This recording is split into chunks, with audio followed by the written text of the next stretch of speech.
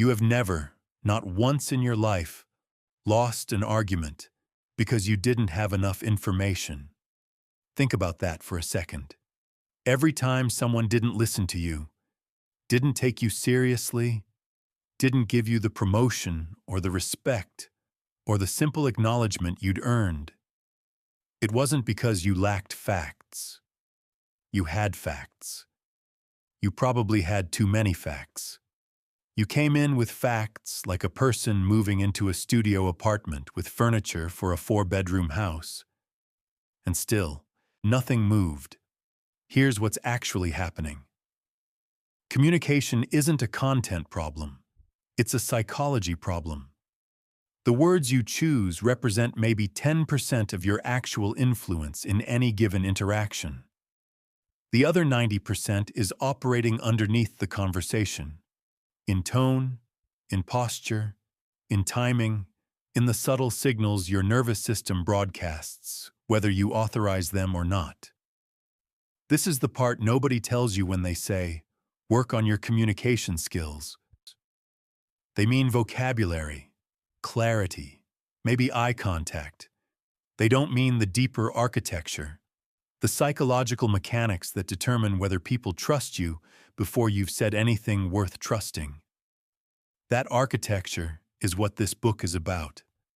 Not tricks, not scripts, not the kind of advice that works once in a low-stakes situation and then evaporates under real pressure.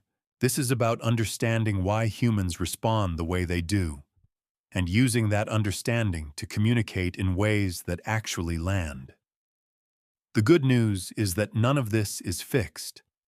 The brain is not running a permanent verdict on your likability. First impressions recalibrate. Authority is learnable. Charisma has a mechanism. Confidence is a construction project, not a personality trait you either got or didn't. The less comfortable news is that knowing this changes nothing on its own. Insight without implementation is just expensive self-awareness. You can finish this book, feel genuinely illuminated, and walk into your next conversation making every mistake you made before. Because knowledge doesn't update behavior. Practice updates behavior. Repetition updates behavior. A willingness to be uncomfortable in low-stakes situations so you're not destroyed by high-stakes ones. That updates behavior. So here's the deal.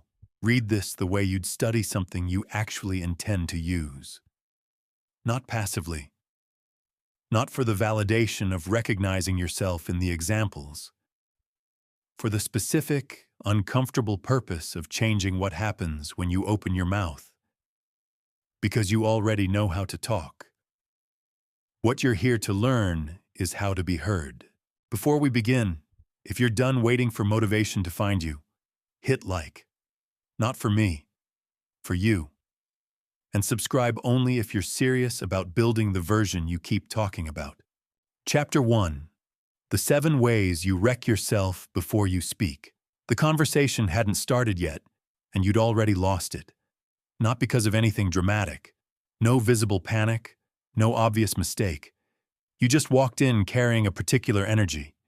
Slightly too eager, or slightly too defensive, or slightly too determined to seem like you weren't trying. And the room made its assessment before a single word left your mouth. This is the part that's genuinely hard to sit with. Most communication failures don't happen during communication. They happen in the setup. In the patterns you've been running so long, they feel like personality. They're not personality. They're habits. Specifically, they're habits your nervous system invented to protect you from social rejection, and then kept running long after they stopped being useful. There are 7 of them. You probably do at least 4. Let's be honest. You probably do 5. The first is reactive communication. This is the habit of letting other people set the frame of every interaction while you respond, adjust, and follow.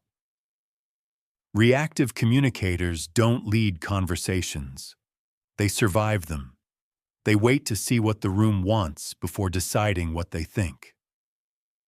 The psychological read other people make, instantly, unconsciously, is that this person needs permission to exist in this space. That read is devastating and almost impossible to overcome once it's established. Leadership in conversation doesn't require aggression. It requires the simple willingness to arrive with a point of view already formed. The second failure mode is information dumping. This one is particularly beloved by intelligent people, which makes it particularly cruel. The logic seems airtight. If I provide enough evidence, the other person will have no choice but to agree. What actually happens is the opposite. The human brain doesn't process information the way a spreadsheet does. It processes emotionally first, then constructs logical justification afterward. When you bury someone in data, you don't convince them, you exhaust them, and an exhausted brain defaults to no. Less information, delivered with more intention, moves more people than a comprehensive brief ever will.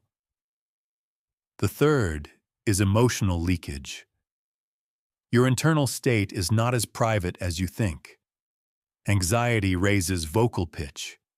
Desperation accelerates speech. Insecurity multiplies filler words. These aren't character flaws. They're physiological responses that evolved for entirely different circumstances and have absolutely no idea you're trying to close a deal or navigate a difficult conversation. The problem isn't that you feel nervous. The problem is assuming that feeling nervous is something you can simply decide not to broadcast. You can't perform calm. You have to build it. That distinction matters enormously. The fourth is mirror communication. This is the approval-seeking shapeshifter pattern. Unconsciously adjusting your personality, opinions, and energy to match whoever you're talking to. People who do this believe they're being likable. What they're actually being is unreadable. When someone can't get a stable fix on who you actually are, they don't relax into trust. They stay slightly alert. Something feels off, even if they can't name it. Authenticity isn't just a virtue, it's a neurological comfort signal that tells other people's nervous systems they're safe. The fifth is defensive communication. This is the pattern where neutral questions feel like accusations and mild challenges feel like attacks. Defensive communicators spend enormous energy explaining, justifying, and protecting, which means they spend almost no energy actually communicating. Here's the cruel irony. Defensiveness doesn't protect your reputation. It damages it. When you react to a question as though it's a threat, people conclude that you have something to hide. Often, you don't. You're just scared. But fear and guilt look nearly identical from the outside. The sixth failure mode is approval-seeking communication. This one operates on a simple, wrong trade, prioritizing being liked over being honest. Approval seekers monitor reactions constantly, adjusting their message mid-sentence based on what seems to be landing well. The result is that nobody ever gets their actual opinion. And here's what's quietly devastating about this. People don't want your curated, risk-managed version of a thought. They want the real one, even when the real one is uncomfortable. Especially then. The person in the room who says the true thing nobody wanted to say becomes the person everyone instinctively trusts. The seventh failure mode is the one nobody talks about because it's the most fundamental. Unconscious communication, operating without any real understanding of how communication actually works, what signals you're sending, how your tone is being received, what your word choice reveals about your internal state. Most people have never studied this, so they repeat the same patterns indefinitely, quietly baffled about why certain conversations always go the same direction. I spent years doing this, walking out of difficult conversations genuinely convinced the other person was the problem, never once examining what I'd been broadcasting the entire time. Here's the retention beat worth sitting with. These 7 patterns are not character flaws. They are protection strategies. Your nervous system invented them in response to real social risk, probably fairly early in life, and has been loyally running them ever since, long past the point of usefulness. You don't shame a system for doing its job. You update it when the job description changes. The update starts with recognition. Not with correction, not yet, just recognition. In your next 10 conversations, watch for these patterns the way you'd watch for tells in a card game. Don't try to fix anything yet. Just notice. The noticing alone will begin to change what happens. Because here's the thing about unconscious behavior. The moment you see it clearly, it can no longer run completely on autopilot. That's not a small thing. That's the whole opening move. Chapter 2. 3 seconds. Your brain decided about them the same way theirs decided about you. Fast, confident, and probably wrong in the interesting ways. 3 seconds.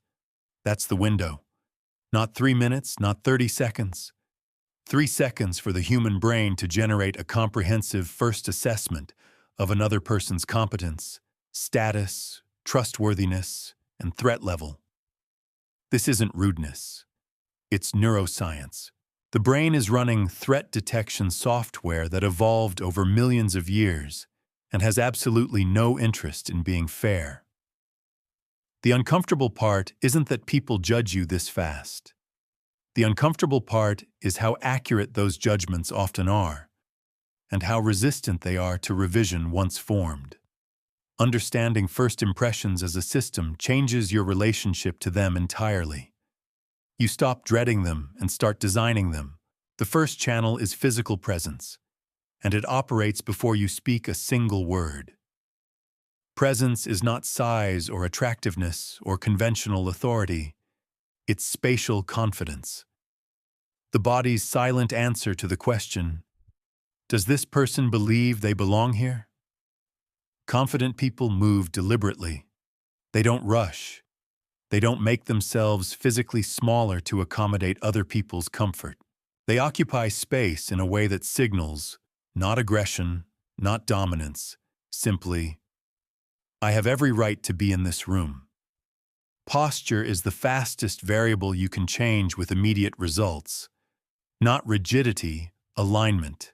Spine stacked, shoulders settled, head level. When your posture is collapsed or fidgety, your brain reads it as threat or low status before your mouth opens. So does everyone else's. The second channel is eye contact, one of the most misunderstood elements of presence. Most people either avoid it, which reads as evasive, or overdo it, which reads as aggressive. The window is narrow and specific. Hold eye contact for roughly 4 to 5 second intervals while listening, slightly less while speaking. Not staring, not scanning. Settled, interested attention that signals, you have my full focus, and I'm not threatened by the directness of this moment. The third channel is vocal quality. Within seconds of hearing someone speak, the brain generates impressions about their emotional state, social status, and competence, based almost entirely on how they sound, not what they say. Voices that carry authority share specific characteristics.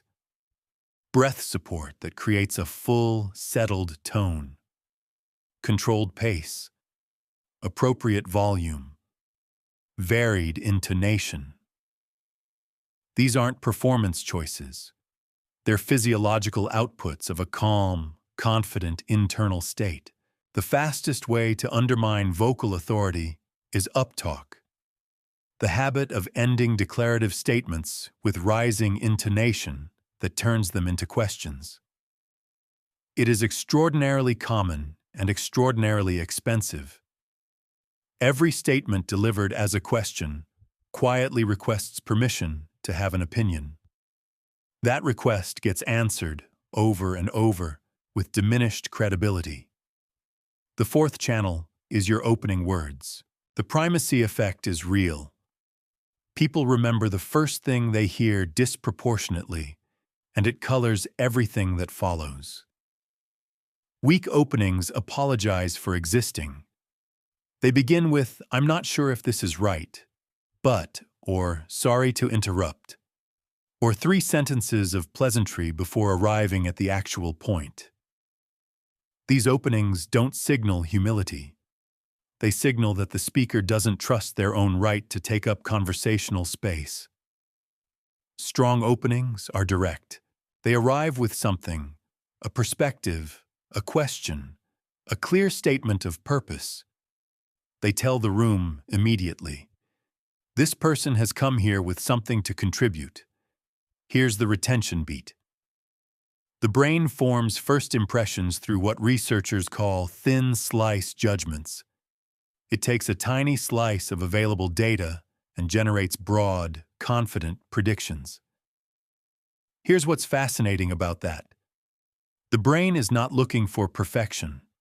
It's looking for congruence. It's asking, does this person's physical presence match their vocal tone? Does their eye contact match their stated confidence? Do their words match their body? Incongruence is the tell. That slight wrongness you sense in someone who's trying to perform confidence they don't actually feel. That's the mismatch between channels. The brain catches it instantly and files it under. Something is off here. This is why surface techniques, power poses in bathroom mirrors, rehearsed opening lines, have a ceiling.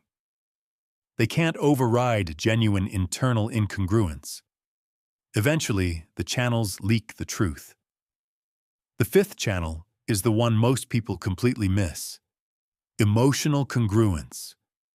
Your words, your body, your tone, and your emotional state all need to be running the same message. When they're not, people don't consciously think this person is lying. They think, "I don't quite trust this person, and I'm not entirely sure why." The solution is not better performance. It's genuine regulation.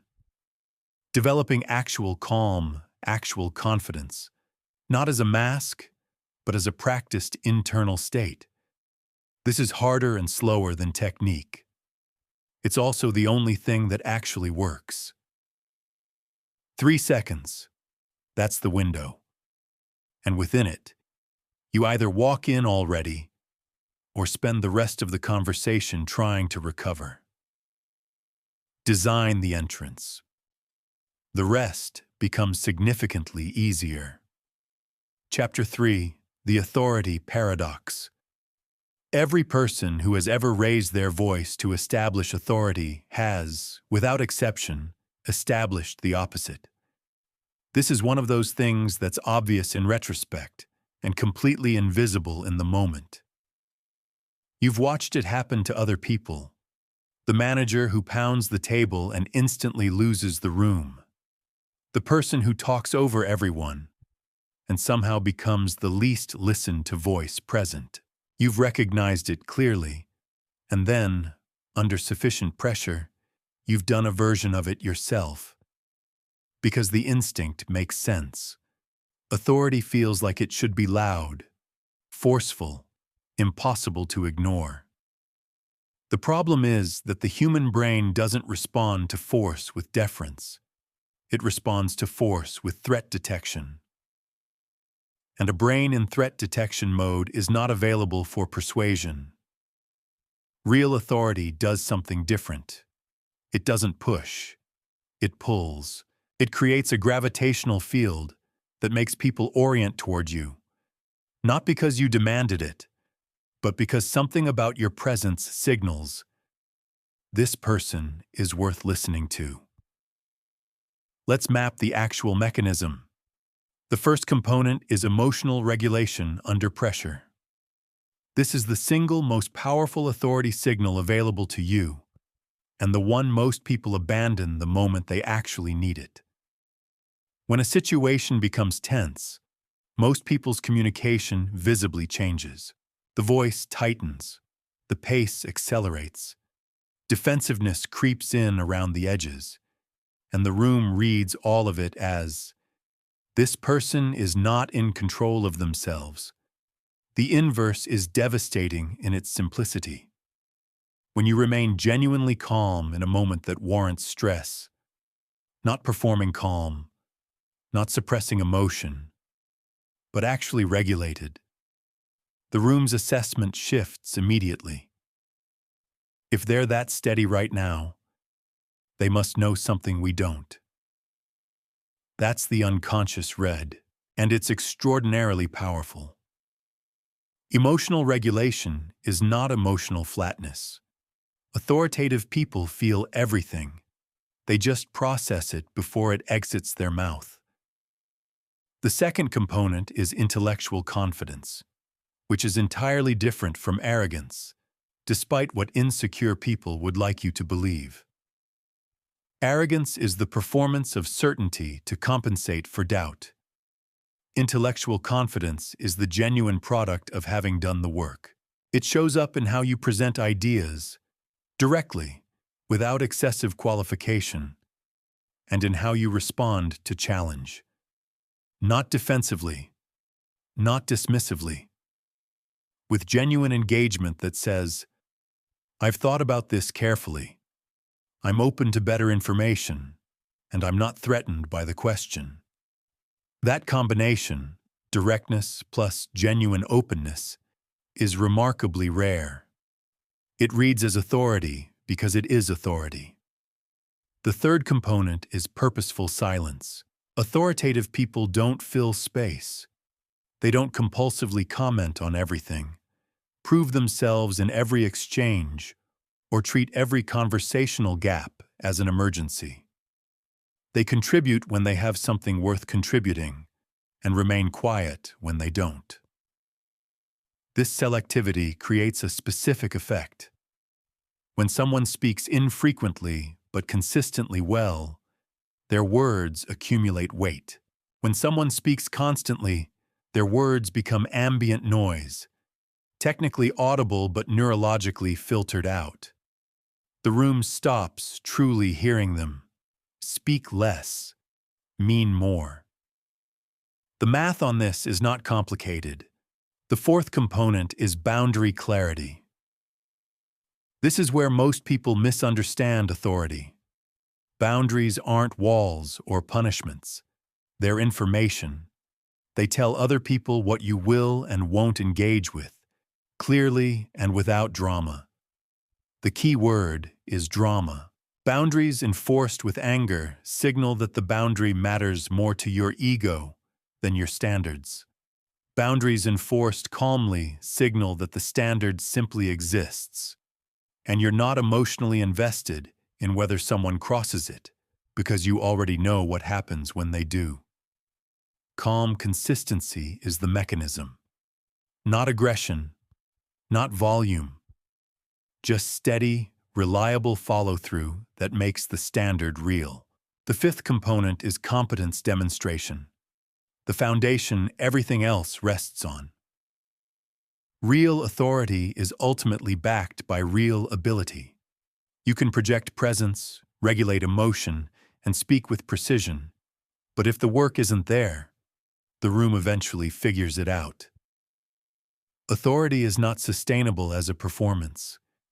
It has to be rooted in something genuine. The good news is that competence compounds.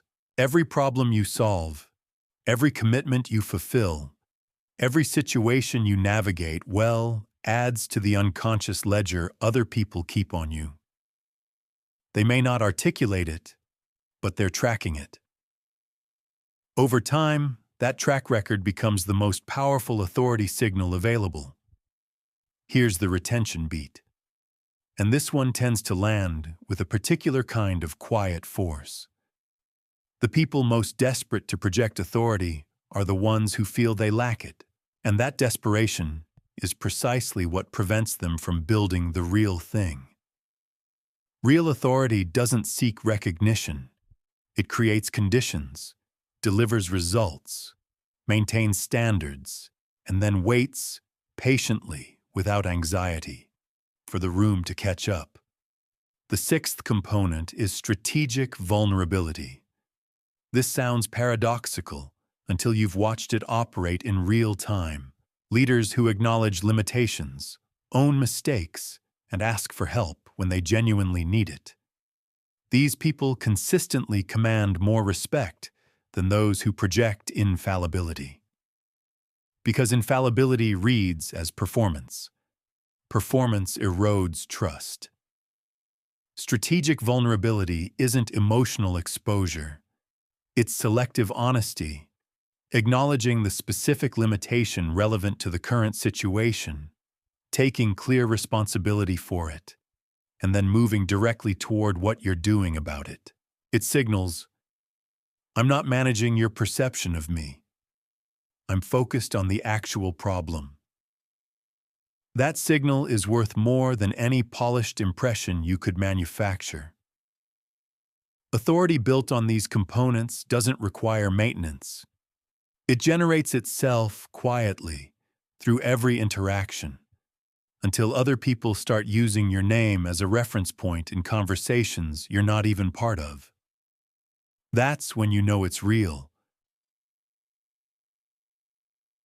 Chapter 4: How Minds Actually Change.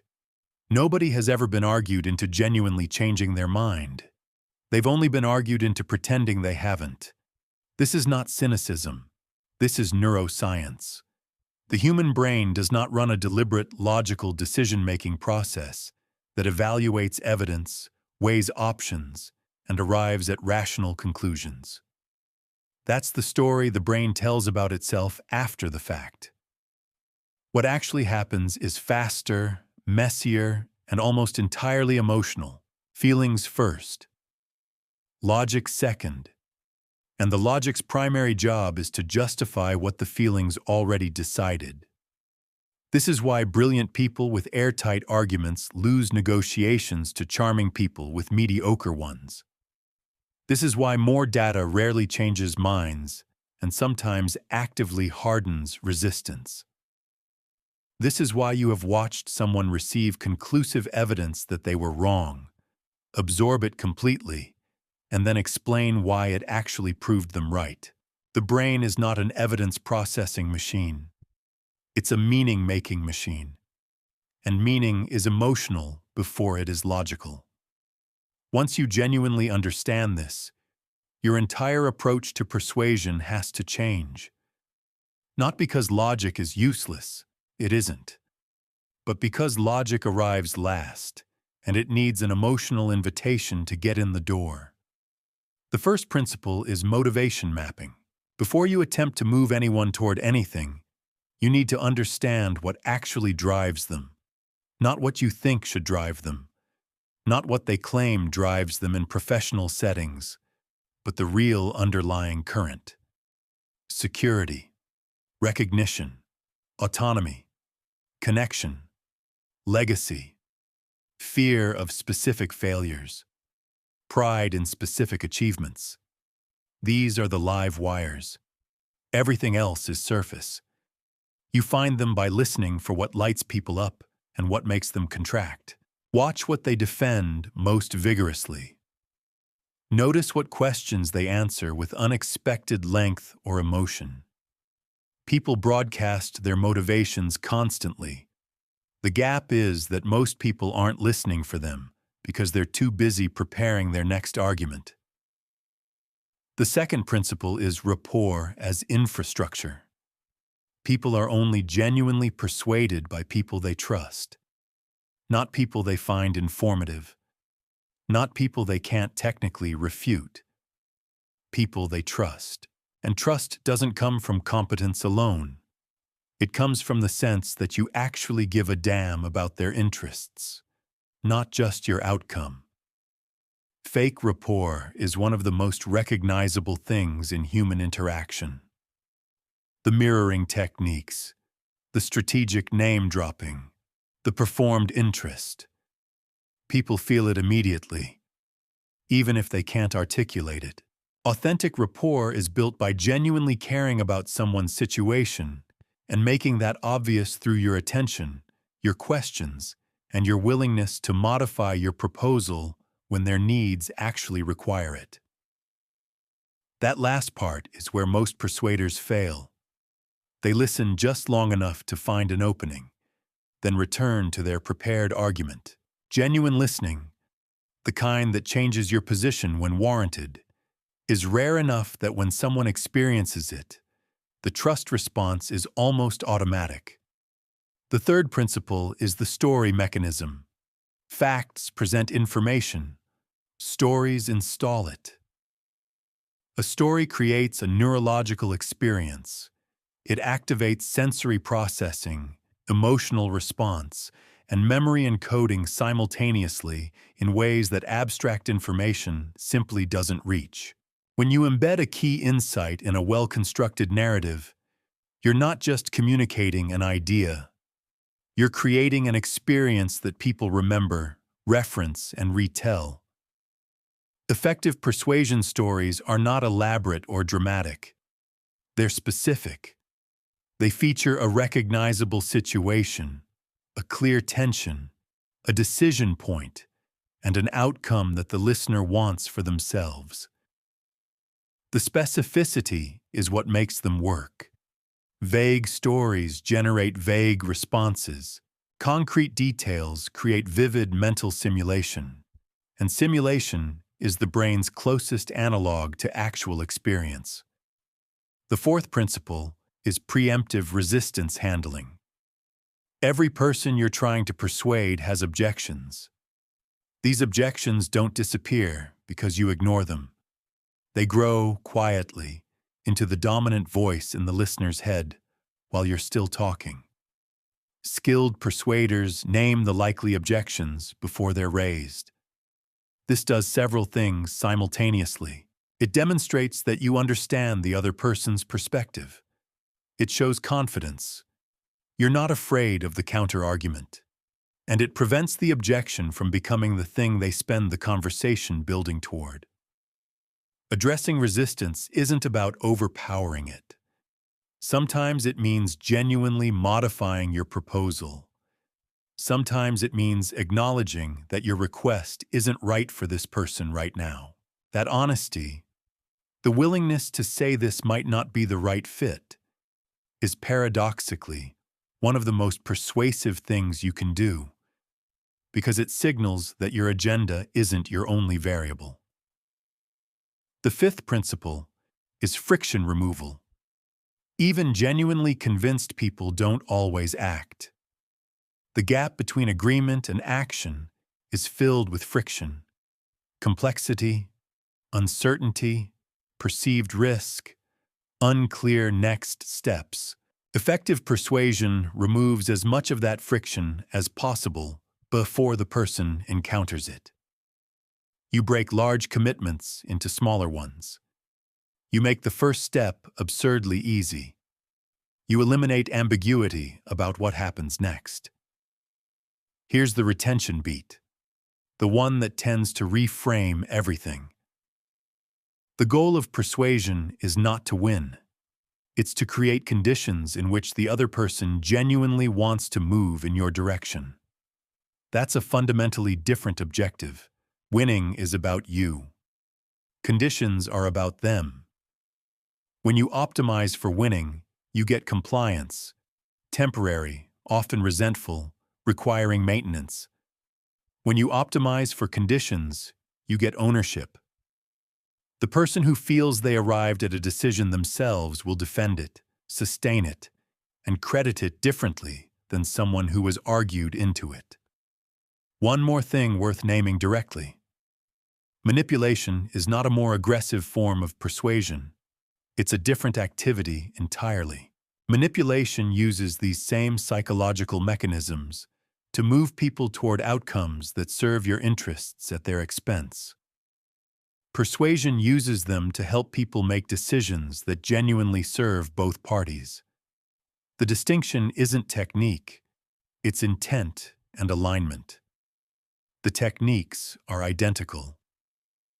What you do with them is a choice you make every time. Choose it consciously. Chapter 5. The Uses of Silence.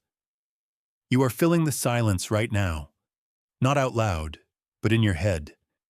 And it's the most expensive habit you have. Not the silence between sentences, the silence inside conversations, the pauses, the gaps, the moments where nothing is being said, and your nervous system treats that as a 5-alarm emergency requiring immediate verbal intervention. You rush to fill it. Everyone does. And in doing so, you surrender one of the most powerful tools available in any human interaction. Silence is not the absence of communication. That framing is the mistake. Silence is a different frequency of communication, one that carries information words can't, creates pressure words can't, and generates trust in ways that constant talking actively destroys. The problem is physiological before it's psychological. Conversational silence triggers a mild stress response in most people. The brain interprets the gap as social danger. Something has gone wrong. Someone is unhappy. You have failed to perform adequately. This is the survival circuitry again, doing its loyal, unhelpful job. Silence in the ancestral environment probably did mean something was wrong. Silence around a campfire meant the group had stopped engaging with you. That threat response got wired in deep. But you're not around a campfire. And the gap in the conversation is not an emergency. It's an opportunity. If you can train yourself to stop treating it like the former and start using it like the latter. There are 6 distinct ways silence operates as an active force. The first is the confidence pause, a brief, deliberate silence before you speak. Not hesitation, not uncertainty. A settled, intentional moment that signals, I'm choosing my words rather than ejecting them. Most people begin speaking the instant the previous person finishes, sometimes before. This creates a conversational texture that feels reactive, slightly desperate, and low status. The person who pauses before responding signals something entirely different. They signal that what they're about to say was worth considering before saying. Watch how genuinely authoritative people speak sometime. There's almost always a beat before they begin. That beat does more work than most people's entire opening sentence. The second use is the emphasis pause. Silence deployed after making an important point, before moving to the next one. Most people rush through their strongest material as though they're afraid someone will interrupt it. They land a genuinely good insight and immediately bury it under 3 more sentences. The emphasis pause creates white space around the point. It lets the idea exist for a moment without competition. It tells the listener's brain that one matters. Hold it. The silence after a strong statement is often more persuasive than anything you could add to it. The third use is the invitation silence, a longer pause that creates space for the other person to enter. This is the one most people find genuinely uncomfortable, because the instinct is to keep talking when someone hasn't responded. But most people don't share their real thoughts until there's a pause long enough to make not sharing feel stranger than sharing. Conversation that flows without gaps tends to stay at the surface. It's the silence that pulls depth out of people. If you want to know what someone actually thinks, not the polished version, the real version. Learn to create space and hold it without anxiety. They will fill it. And what they say in that moment is almost always more useful than anything you could have added by talking. The fourth use is the processing pause. Silence claimed for yourself when you need to think before responding. This is the one that requires the most direct retraining, because the pressure to respond immediately in difficult moments is intense. Someone challenges you, criticizes you, presents a problem that requires real thought, and the social expectation is that you respond right now. Responding right now to complex situations with immediate answers is how you say things you regret and make decisions you have to undo.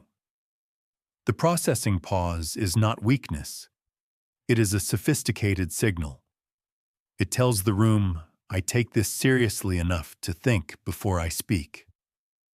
The person who pauses and then gives you a considered answer is categorically more trustworthy than the person who fires back instantly. Every time. The fifth use is the tension pause, and this one requires genuine comfort with discomfort. Tense moments in conversation create enormous pressure to resolve, explain, reassure, or deflect. Most people capitulate to that pressure immediately. They rush to soften the edges of a difficult truth, or offer a solution before the other person has fully felt the weight of the problem, or fill the awkward silence after a confrontation with small talk that undoes everything the confrontation accomplished.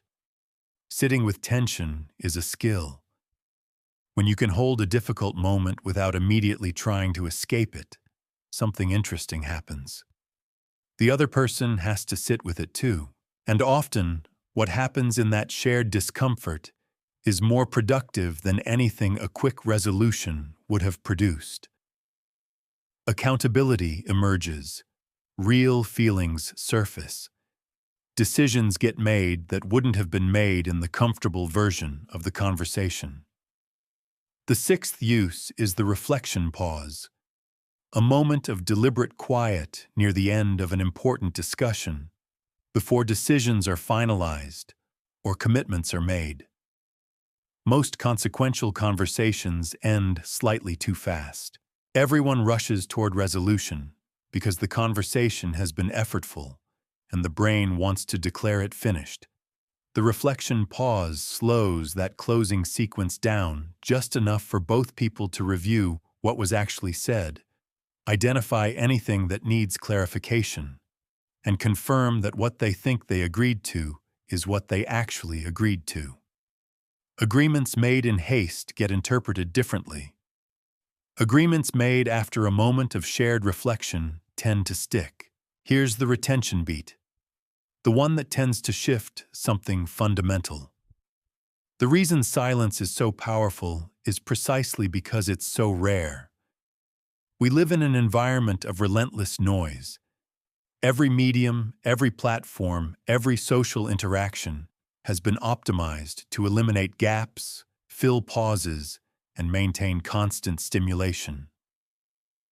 Against that backdrop, a person who is genuinely comfortable with silence stands out with almost startling clarity. They seem more intelligent, more certain, more worth listening to. Not because silence is inherently impressive, but because comfort with silence is a visible marker of internal regulation. And internal regulation is the foundational signal of someone worth trusting with anything that matters. I'll tell you what changed my own relationship with silence. I started noticing how the most interesting people in any room weren't the ones talking the most. They were the ones who seemed genuinely unbothered by not talking, who could sit in a lull without performing discomfort, who waited and then said one thing that made everything else in the conversation reorient around it. The goal isn't to be quiet. It's to be comfortable enough with quiet that you can choose, consciously, strategically, when words serve you and when silence serves you better. Most people never develop that choice. They just keep talking, reflexively, into every available gap, never once noticing how much they're leaving on the table in the spaces between their sentences. Stop filling. Start listening to what the silence is telling you. Chapter 6. The Room Reader. Every room you've ever walked into had invisible rules written on the walls, and you were never taught to read them. Not written literally, obviously, but present in every possible observable signal. Who makes eye contact with whom? Who speaks first? Who others orient toward when a decision needs to be made? What topics create subtle tension? What words trigger visible relaxation? The room is constantly broadcasting information about its power structure, its emotional climate, its unspoken expectations. Most people walk through that broadcast completely deaf to it, and then wonder why their perfectly reasonable communication keeps landing wrong. Social calibration is the ability to read that broadcast accurately and adjust your approach accordingly, not by abandoning who you are, but by understanding which aspects of who you are will serve you best in this particular context, with these particular people right now. This is not inauthenticity. This is intelligence. A surgeon doesn't use the same instrument for every procedure. A musician doesn't play the same dynamic for every moment in a piece. Adaptability in service of genuine purpose is not weakness, it's precision. The first element is situational awareness, and it begins before you open your mouth. Before you contribute anything to any environment, you need 30 seconds of observation, not passive presence. Active forensic scanning. Who holds formal authority in this room? Who holds informal authority? And are they the same person? What is the emotional temperature? Is this a room running on stress, excitement, fatigue, or careful neutrality? What is the pace of communication, rapid and direct, or measured and deliberate? These variables determine everything about how your communication will be received. The same idea delivered the same way will land completely differently in a room running on urgency versus one operating in careful consensus mode. Situational awareness gives you the data you need to calibrate before you commit to an approach. The second element is audience analysis at the individual level. Different people have genuinely different cognitive and emotional orientations, and these orientations predict how they receive information. Analytical people want structure, logic, and evidence before they can emotionally engage. Relational people need connection and emotional resonance before they can process content. Detail-oriented people become suspicious of big-picture presentations that skip the mechanism. Visionary thinkers become impatient with detail that obscures the direction. You can read these orientations remarkably quickly. Watch how someone asks questions. Are they asking about specifics or implications? Listen to how they describe their own work. Do they lead with process or outcome? Notice what they push back on. Is it data or direction? Each signal tells you something about the cognitive channel that will be most receptive to your communication. The mistake most people make is communicating in the style they prefer to receive information, rather than the style the other person can actually absorb it through. This feels like conviction. It is actually just inflexibility with a good PR story. The third element is power dynamics assessment, and this requires understanding that formal power and actual influence are often operating in entirely different directions. The person with the title is not always the person whose buy-in actually matters. The person who speaks least in a meeting is sometimes the person everyone looks to before deciding what they think. Misreading this is extremely costly.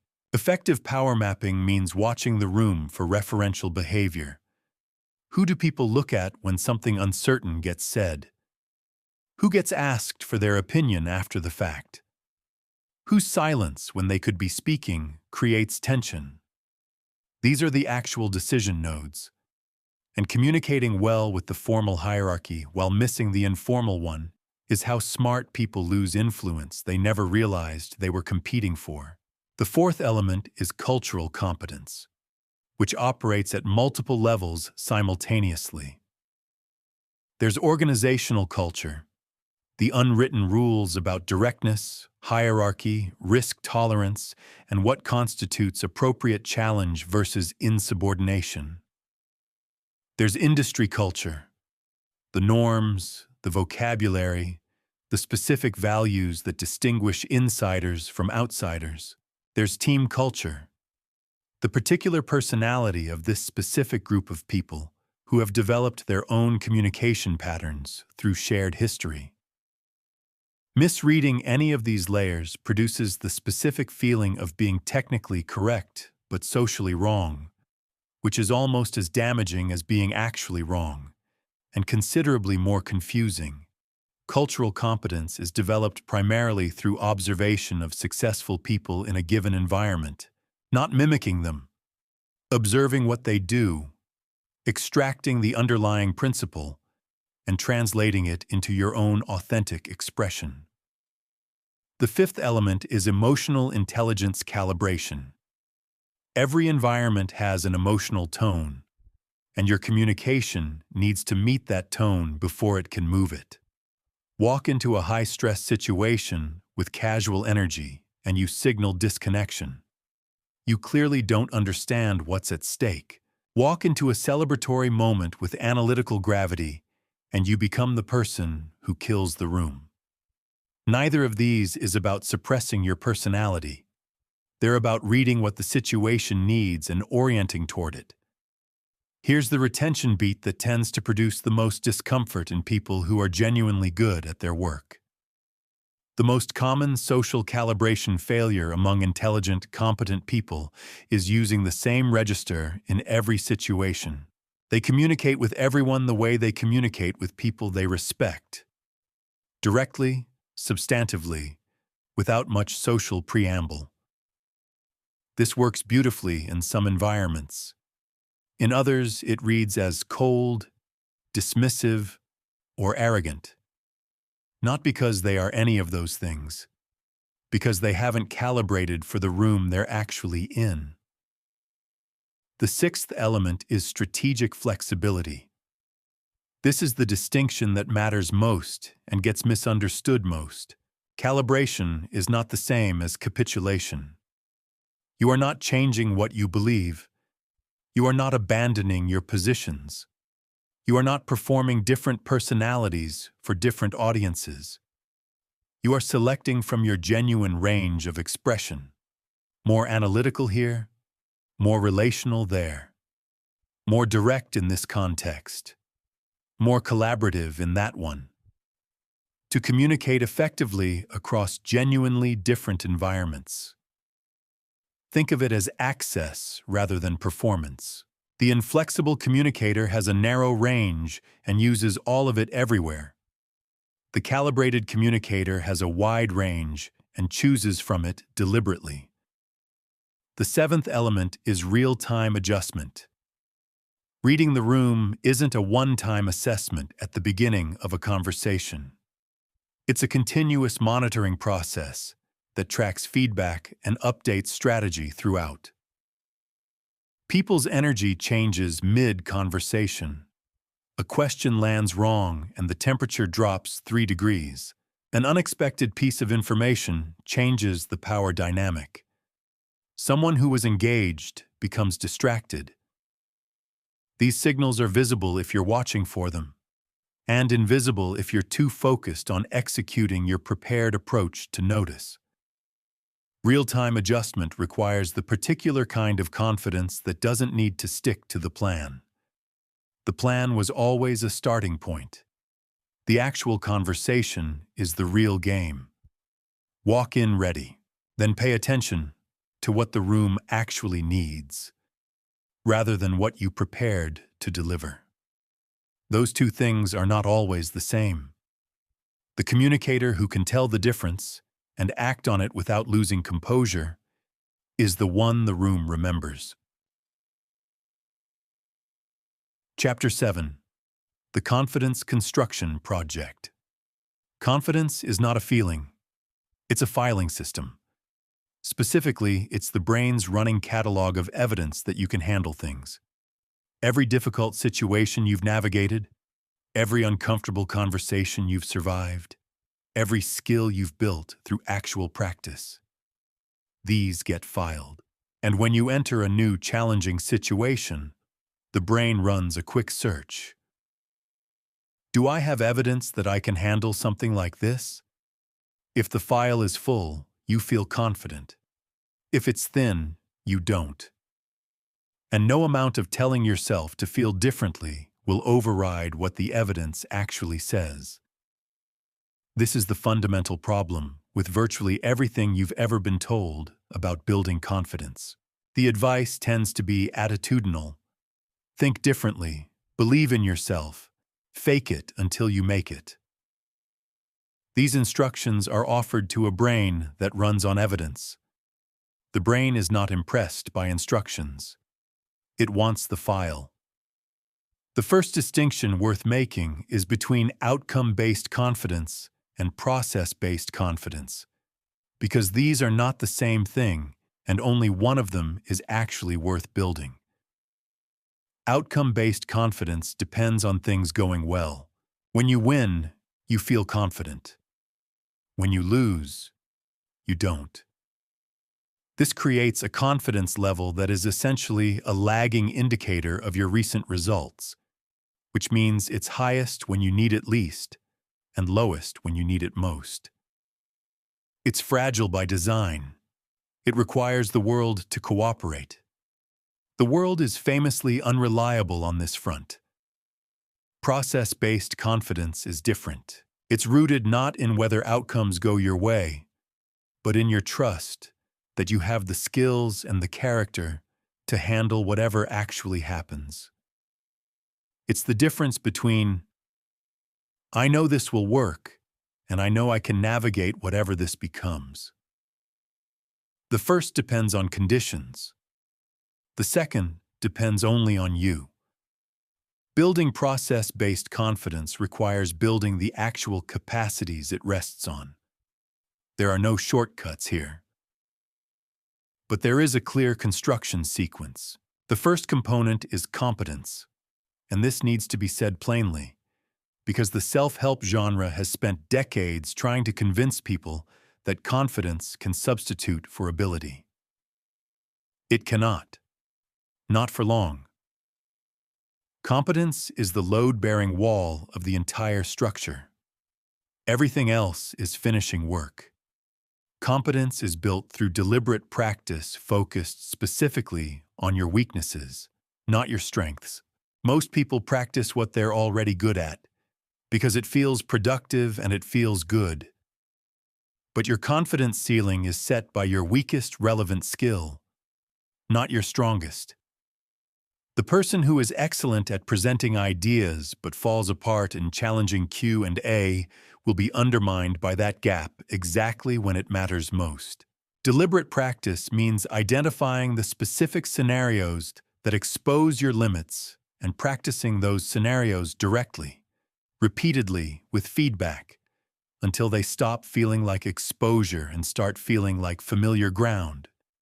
The second component is preparation. Not as anxiety management, but as evidence creation. Thorough preparation before important situations doesn't just improve performance. It deposits into the confidence file. Every time you walk into a difficult situation, having genuinely prepared, the brain logs it. I did the work. That log compounds. Over time, the habit of preparation becomes its own confidence source, independent of any specific outcome, because the preparation itself is evidence of what you're capable of. Preparation also includes mental rehearsal of difficulty, not just success. Visualizing smooth outcomes is useful, Visualizing how you'll handle the moment when something goes wrong is more useful. The brain responds to vividly imagined scenarios with some of the same neural preparation as real ones. Preloading the difficult moment and your measured, effective response to it means the actual difficult moment feels less novel and more navigable.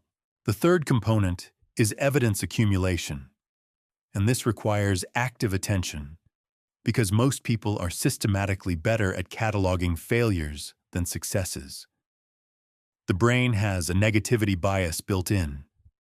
It files losses with vivid detail and filters wins as flukes, exceptions, or results of external circumstances.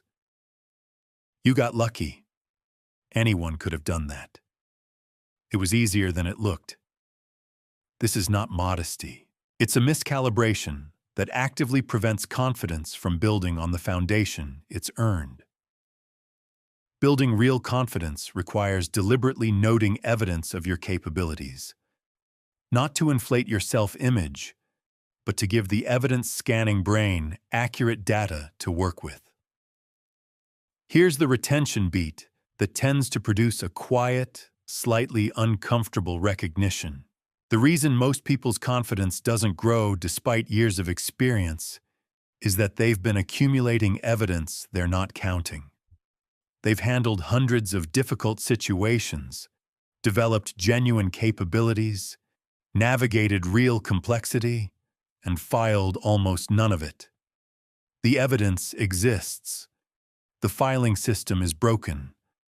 The fourth component is self-talk optimization, which doesn't mean positive affirmations. It means accurate internal narration. The internal voice that says you're terrible at this and you always mess this up is not honest. It's a threat response that evolved to make you cautious and is now just running unchecked. Replacing it with unrealistic positivity doesn't help either, because the brain recognizes cheerful fiction. What works is the internal voice of a good coach. Accurate, specific, focused on process rather than verdict.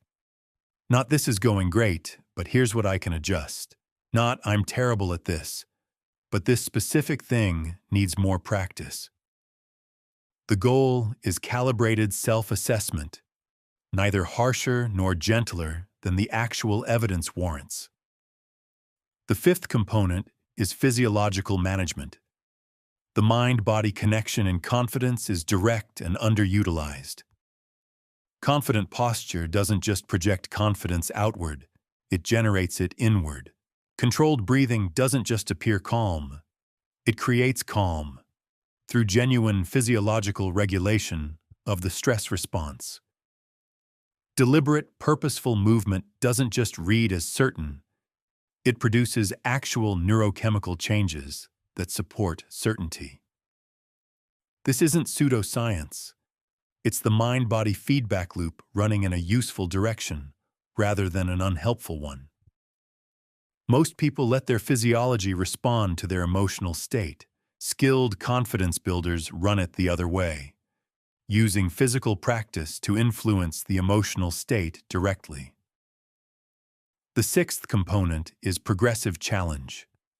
The confidence file builds through evidence of difficulty navigated, not difficulty avoided. Staying inside your comfort zone maintains current confidence levels at best.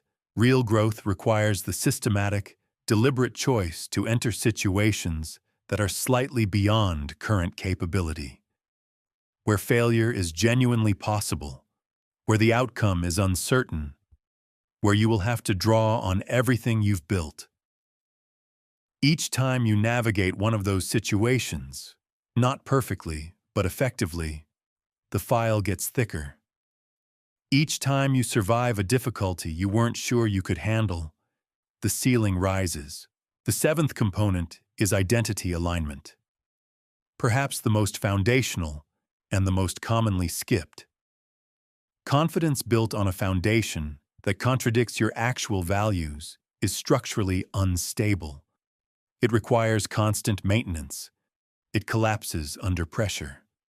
The most durable confidence comes from alignment between what you're doing and who you genuinely are. This means knowing, clearly, explicitly, what you value, what you stand for, and what kind of person you're trying to become, not as aspiration, as operating principle. When your communication and your behavior reflect that identity consistently, confidence stops being something you manufacture and becomes something you simply are. And that version of confidence has a quality the manufactured kind never achieves. It's quiet. It doesn't need to announce itself. It doesn't require favorable circumstances to remain intact. It just holds, under pressure, under challenge, under all the conditions that collapse everything built on thinner material. Build the file. Do the work. Trust the construction. Chapter 8. Influence without force. If you've ever had to push hard to persuade someone, you've already failed. You're just finishing the failure in real time. This is not an exaggeration. Pressure-based persuasion. The kind that involves repeating your point more forcefully, stacking more evidence on top of the evidence that didn't work, or simply outlasting the other person's resistance through sheer persistence, produces a specific outcome. Compliance. Temporary, resentful, requiring ongoing maintenance, and carrying a quiet tax on the relationship that accumulates interest indefinitely. Compliance is not influence. It's the appearance of influence with all the costs and none of the durability. Real influence feels nothing like pushing. It feels like creating conditions in which the other person genuinely wants to move in a particular direction. Because they can see that direction serves them, because they trust you, because the decision feels like theirs, which it is. That's the point. Influence is not about overriding someone's judgment. It's about improving the environment their judgment is operating in. The distinction sounds philosophical. The practical difference is enormous. The first technique is assumption reframing, and it operates on a mechanism most people never examine. Every person in every situation is thinking within a set of invisible constraints. What's possible here? What's normal here? What's been tried and failed here? These assumptions create the boundaries of what options they can see. They're not being stubborn or closed-minded. They literally cannot perceive options that fall outside their current frame. Assumption reframing doesn't argue against the frame. It gently expands it. You ask questions that introduce the possibility of different constraints. What if budget wasn't the primary variable here? What would this look like if we were designing it from scratch rather than modifying what exists? What would we do if the usual process didn't apply? These aren't rhetorical maneuvers. They're genuine invitations to think in a wider space. The key is tone. These questions have to feel collaborative, genuinely curious, not cleverly leading. People can feel the difference between a question that opens a conversation and a question that's designed to steer them somewhere predetermined. The first creates possibility. The second creates resistance. The second technique is social proof orchestration, which is more nuanced than it sounds, because generic social proof is nearly useless. Telling someone that lots of people have made this decision doesn't move them. Showing them that specific people they respect, in situations genuinely similar to theirs, made this decision and experienced outcomes they want, that moves them. The relevance architecture of social proof matters enormously. The example needs to match on multiple dimensions simultaneously. Similar role, similar context, similar concerns, similar starting point. The further the example is from the person's actual situation, the weaker the signal. Close match creates genuine pull. Distant match gets filed as interesting but not applicable. You can also build social proof infrastructure over time through strategic relationship development. When key people in someone's network already understand and support your position, their influence arrives before you do. This is influence operating at the network level rather than the individual level. Slower to build, far more powerful when established. The third technique is cognitive reframing, the art of helping someone see the same facts through a different interpretive lens. The facts don't change. The meaning changes. And meaning is where decisions actually live. The same situation can be framed as a risk or an opportunity, as a cost or an investment, as a constraint or a design parameter, as evidence of a problem or evidence of what's possible once the problem is solved. None of these framings is inherently more accurate than the others. They're interpretations, and interpretations are choices. Skilled influence practitioners listen carefully to how someone currently frames their situation. Identify the limiting interpretation embedded in that framing, and introduce an alternative that's equally valid, but more generative. Not by arguing that their frame is wrong, by adding a frame that opens up new options. The brain responds to expanded possibility differently than it responds to correction. Correction triggers defense. Expansion triggers curiosity. The fourth technique is reciprocity activation, one of the most reliable influence mechanisms in human psychology, and one of the most frequently misapplied. The principle is straightforward. When someone does something genuinely valuable for us, we feel motivated to reciprocate. This isn't manipulation. It's a prosocial instinct that holds communities together. The misapplication is treating it as a transaction, providing something specifically in order to create obligation. People feel this immediately. The give that's designed to manufacture a take carries a distinct quality that triggers suspicion rather than goodwill. The activation that actually works is genuine. You help someone because you can, because it's relevant, because it costs you something real. The reciprocity that follows is a natural response to authentic generosity, not a programmed reaction to a calculated move. The practical implication is that influence built through real reciprocity requires actual investment. Time, attention, expertise, connections, given freely and specifically, without a visible agenda attached. This is slower than transactional influence. It's also dramatically more durable and compounds over time in ways the transactional version never does. Here's the retention beat that tends to reorient everything that follows. The most influential people in any professional environment are almost never the ones who ask for the most. They're the ones who give the most, specifically, usefully, consistently, until the flow of reciprocity in their direction becomes essentially automatic. They don't chase influence. They become the kind of person that influence flows toward.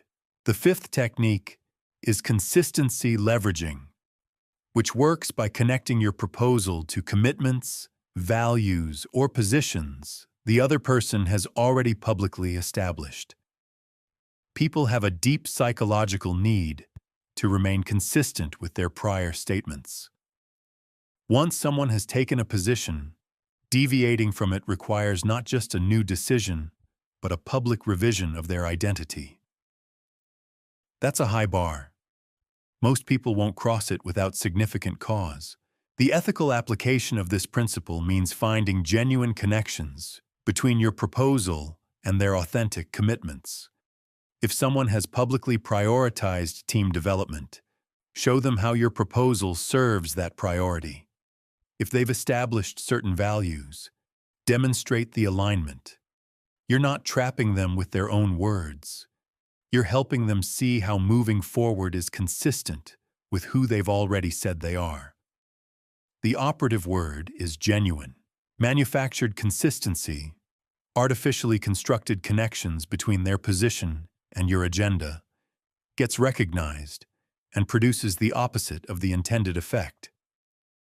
Real alignment, highlighted clearly, feels like clarity rather than manipulation. The sixth technique is scarcity and urgency, and this one requires the most careful handling because it's the most frequently abused. Artificial scarcity is one of the oldest and most transparent manipulation tactics in existence. When people discover it, and they usually do, the damage to trust is severe and often irreparable. Genuine scarcity and genuine urgency are different. Real, time-sensitive factors, real limited availability, real consequences of delay. These are legitimate information that helps people make better decisions by overcoming their natural tendency toward procrastination. Providing this information clearly, with honest explanation of why the constraint exists, is not pressure. It's service. The test is simple. Would you be comfortable explaining exactly why the urgency or scarcity exists? If yes, use it. If the explanation would expose the constraint as manufactured, don't. Not because you'll necessarily get caught in the moment, but because influence built on deception is structurally unsound. It requires maintenance, creates anxiety, and eventually fails in ways that cost far more than it ever delivered. The seventh technique is emotional alignment, which brings us back to the foundational principle that started this chapter. People make decisions based on emotions and justify them with logic. This means effective influence requires genuinely understanding what someone cares about at an emotional level, not just a rational one. What are their fears? Specific, real, operating beneath the surface of professional language. What do they want to feel about themselves as a result of this decision? What does the outcome they're moving toward represent for them beyond its practical value? These are the live wires, and when your communication connects with them honestly, not by manufacturing emotion, but by genuinely recognizing and addressing the emotional stakes, the response is qualitatively different from anything logic-first communication produces.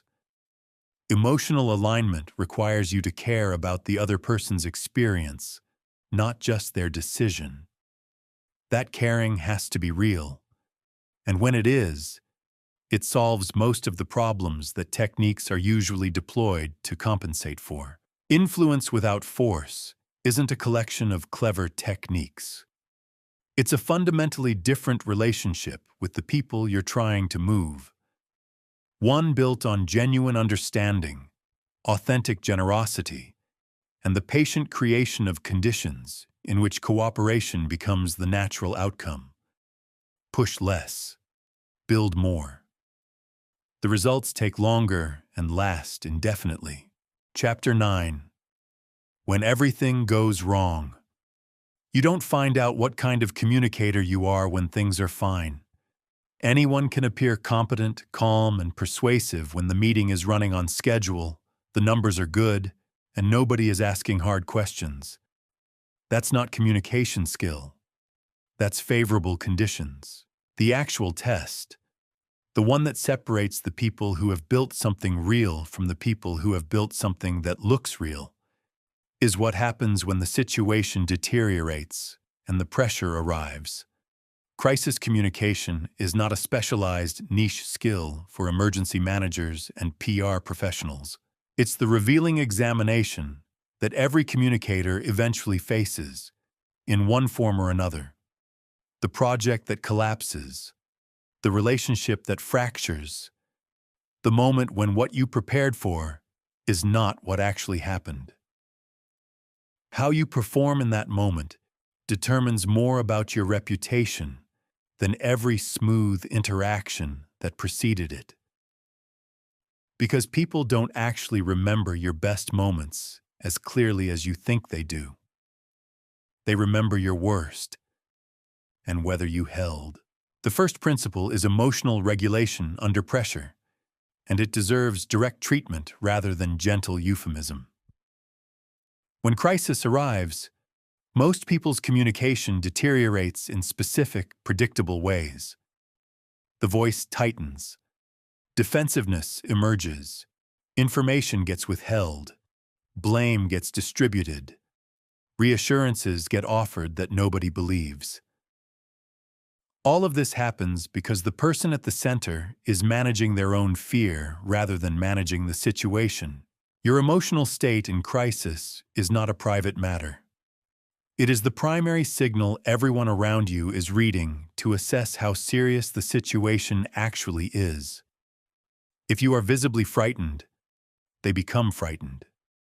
If you are scattered, they become uncertain. If you are defensive, they become suspicious. You are the emotional reference point, whether you chose that role or not. Regulation doesn't mean suppression. You feel the stress. You should feel the stress. It means you understand the stakes. But you process it through controlled breathing, through deliberate slowing of pace, through the specific discipline of grounding yourself in what is factually true, rather than what the fear narrative is generating. Then you communicate from that regulated place, not from the fear itself. This is not easy. It is also not optional if you want to maintain influence when it matters most. The second principle is transparent information management. Crisis creates an information vacuum, and information vacuums fill themselves with speculation, rumor, worst-case interpretation, and narratives that are almost always more damaging than the actual situation. The instinct to withhold information during difficulty, to manage the story by controlling what gets out, is understandable and nearly always wrong. Proactive transparency means communicating what you know, what you don't know, what you're actively doing to find out more, and when you expect to have additional clarity. Not a polished press release version of this, an honest, direct version. People can tolerate bad news delivered clearly. What they cannot tolerate and will not forgive is the discovery that they were managed rather than informed. The word choice matters here. There's a specific tone required. Serious enough to acknowledge the reality of the situation, steady enough to signal that it's manageable, honest enough to be believed. That combination is harder to achieve than it sounds. It requires genuine regulation and genuine competence simultaneously. Performing one without the other produces communication that nobody trusts. The third principle is solution-focused redirection. Difficult situations naturally pull communication toward problem analysis. What went wrong? Who bears responsibility? How bad the consequences might be. Some of this analysis is necessary. Too much of it is actively counterproductive. People stuck in problem analysis mode are consuming mental and emotional resources that are needed for response. The redirect doesn't dismiss the problem. It acknowledges it fully, then moves. What do we know right now? What can we act on with current information? What would progress look like in the next 24 hours? These questions don't minimize the difficulty. They orient the group's energy toward the direction that actually improves things. The person who can make this redirect in the middle of collective panic, calmly, without appearing to minimize the stakes, becomes the person the room organizes around, not because they have all the answers, but because they're moving in the right direction while everyone else is still processing. Here's the retention beat worth holding on to directly. Crisis doesn't create character. It reveals it. The communication patterns that emerge under pressure were always there. They were just contained by favorable conditions. This means the only real preparation for crisis communication is the development of genuine capacities during normal times. Regulation practiced in low-stakes situations becomes available in high-stakes ones. Transparency modeled in small moments becomes credible in large ones. The filing system the brain consults in crisis was built long before the crisis arrived. You don't prepare for crisis by studying crisis communication. You prepare by becoming a certain kind of communicator before crisis arrives. The fourth principle is stakeholder-specific messaging, which matters enormously in crisis because different people are affected differently and need different information delivered in different ways. Your team needs immediate clarity about roles, actions, and what support is available. Leadership needs strategic framing and recommendation options, not operational detail. External partners need relevant updates that acknowledge impact without unnecessary detail that creates more concern than it resolves.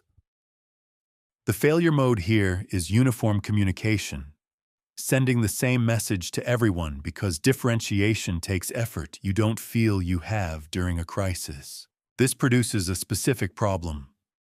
The people who needed reassurance get alarmed by information intended for decision makers, while decision makers get reassurance messaging that prevents them from understanding what actually needs to be decided. Stakeholder-specific communication isn't complicated. It requires only a brief mapping. Who is affected by this situation? What do they specifically need to know? And what is the most useful next action they can take?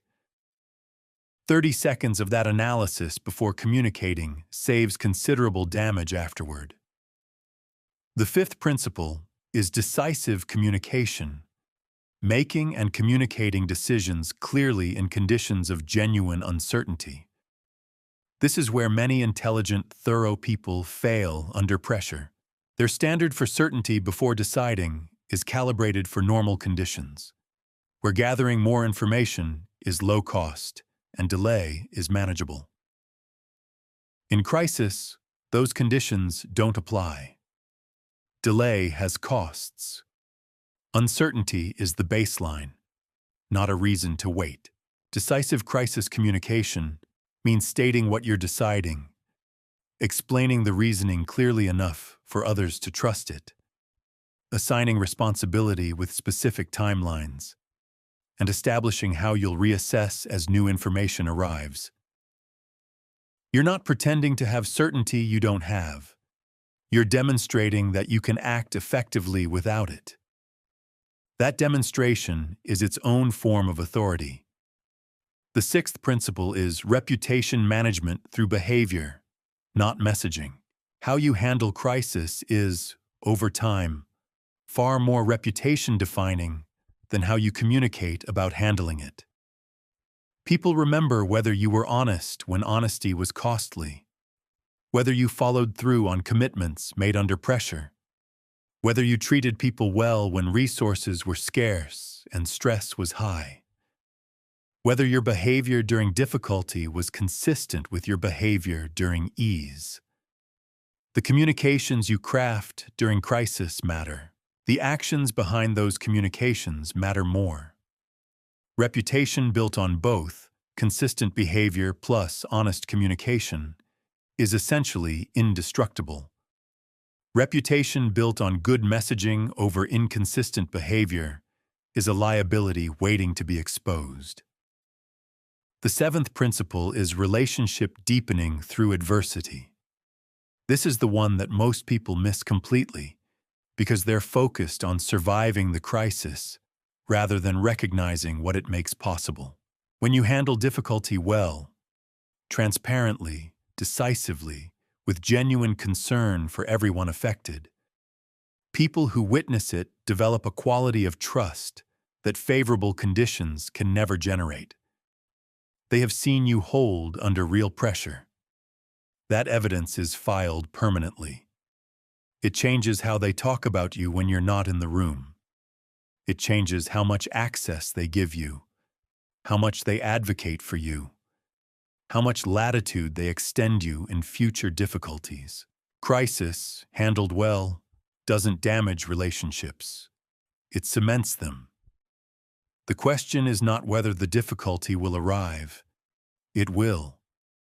The question is what you'll be capable of when it does. Build that capability now, while the stakes are low enough to practice. Chapter 10. Systems that compound. Your reputation is a story other people tell when you're not in the room, and you are its only editor.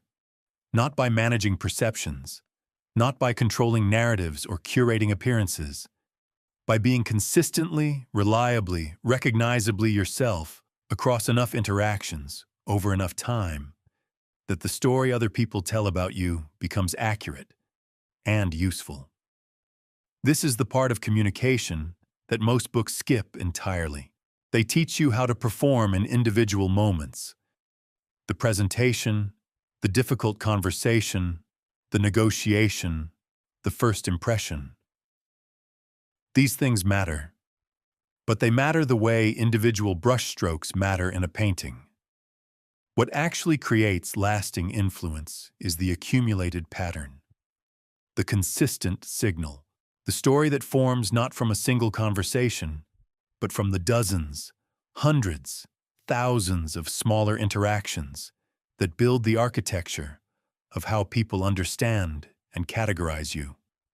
Most people leave this architecture entirely to chance.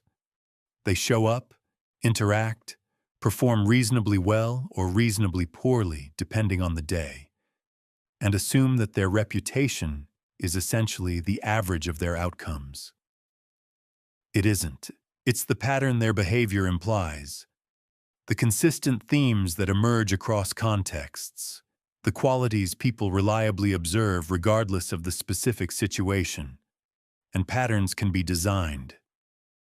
The first element is message consistency across contexts. Your core professional identity, what you stand for, what you're known for, what people can reliably expect from an interaction with you, should be recognizable whether you're in a formal presentation, a casual hallway conversation, a tense meeting, or a written communication.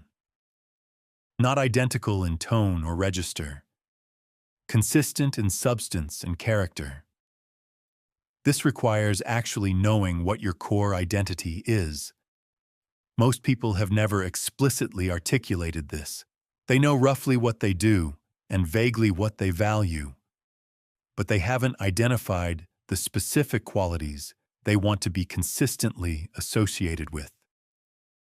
Without that clarity, you can't design consistency.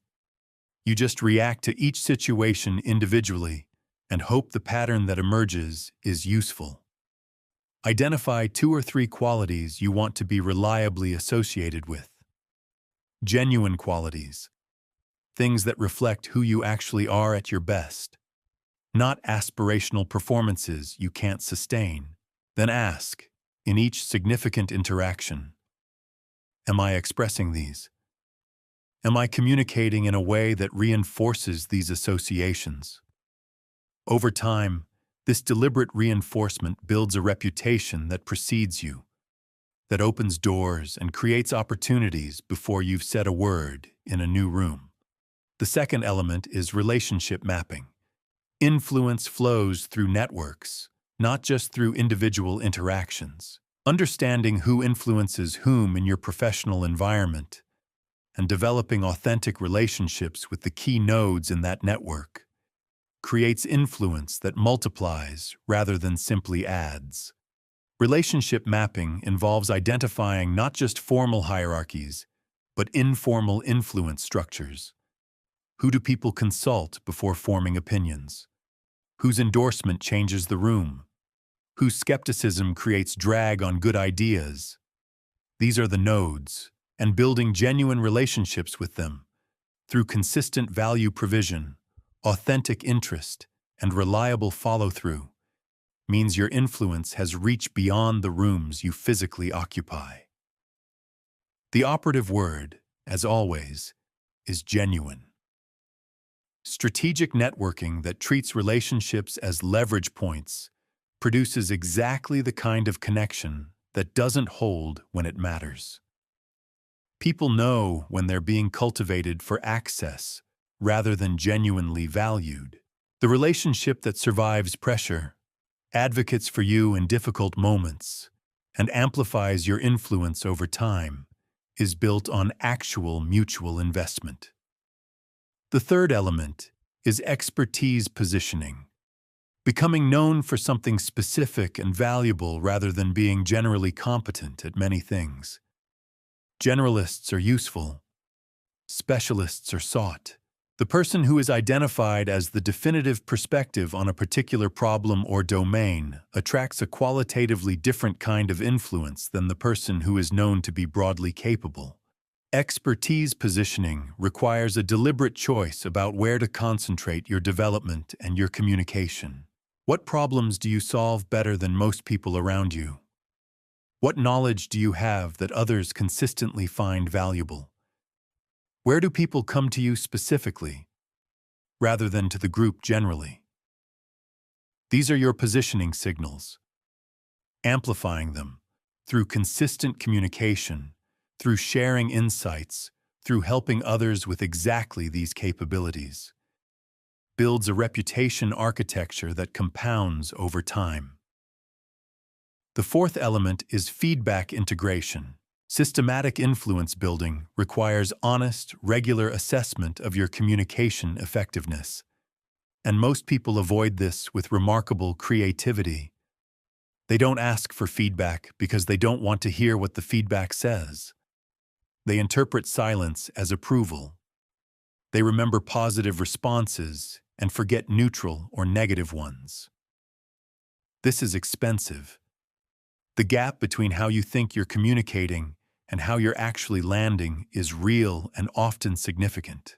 Closing that gap requires active feedback seeking from people who will be honest about specific interactions, focused on what was effective and what created friction.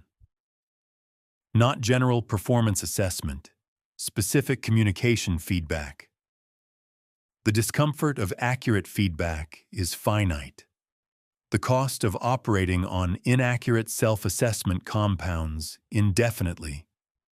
Here's the retention beat that tends to land with particular weight. Most people's communication influence has a ceiling that isn't set by their capability. It's set by their visibility.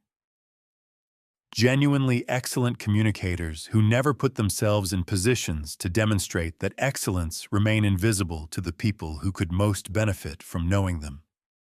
Influence requires not just competence, but presence. Showing up in the rooms, conversations, and contexts where your capabilities become visible to people who matter.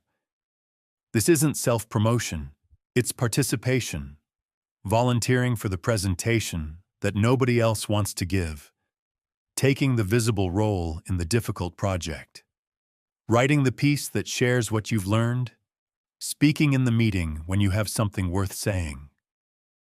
Each of these is a visibility deposit.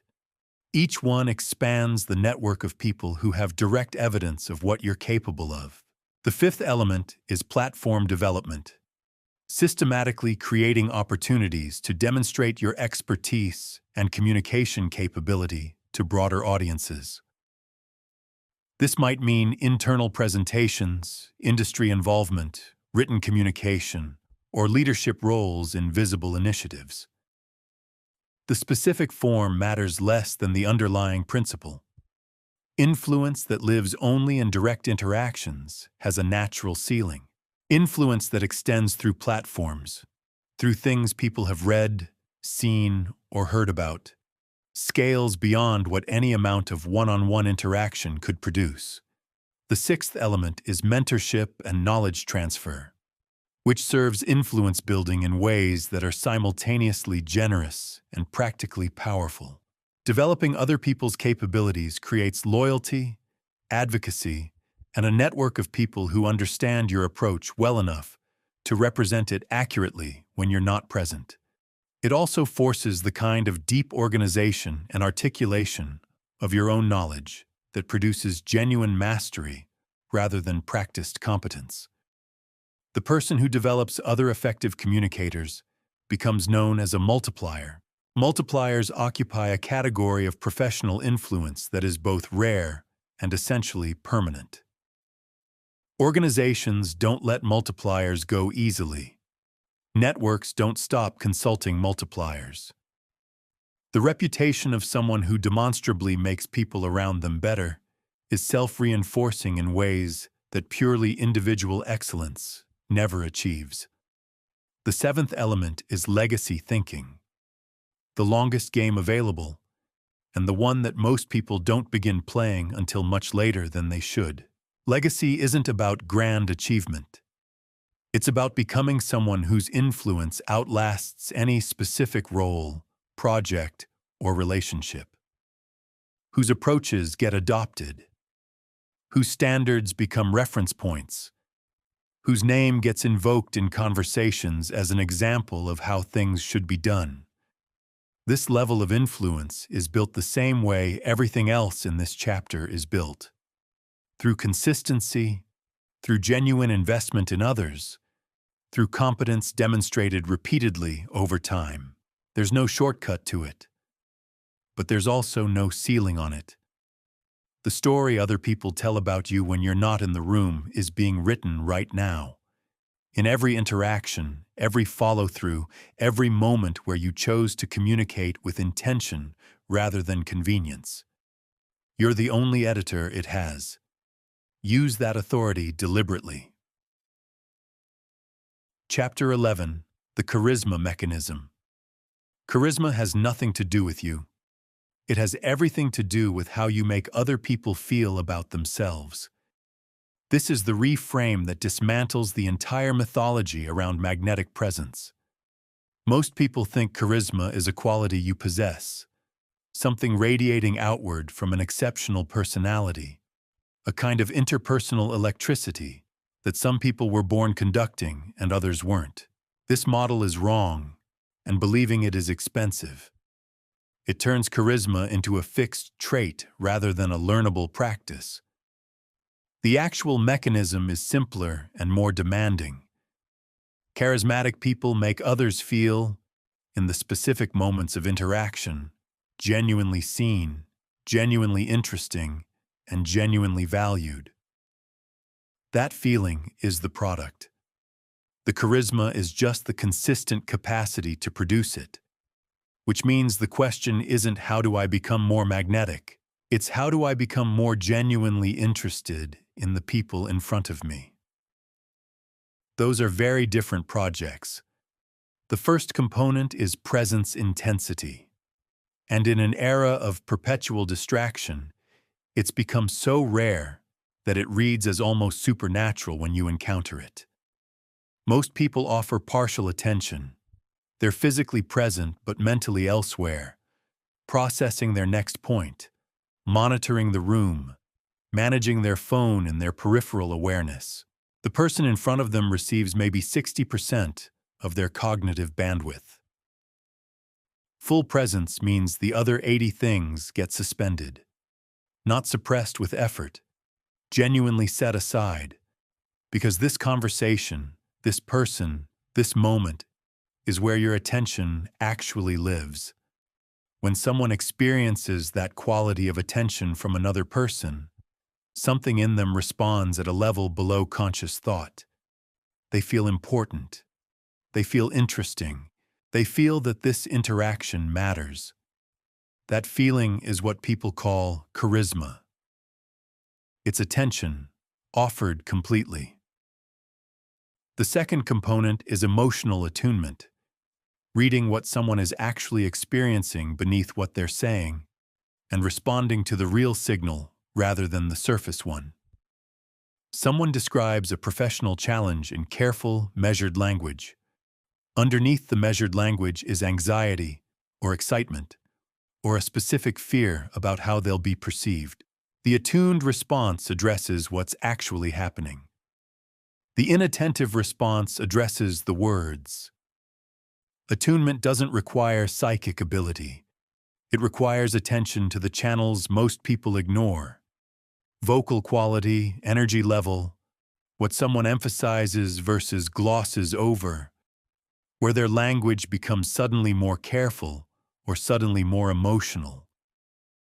These signals are always present.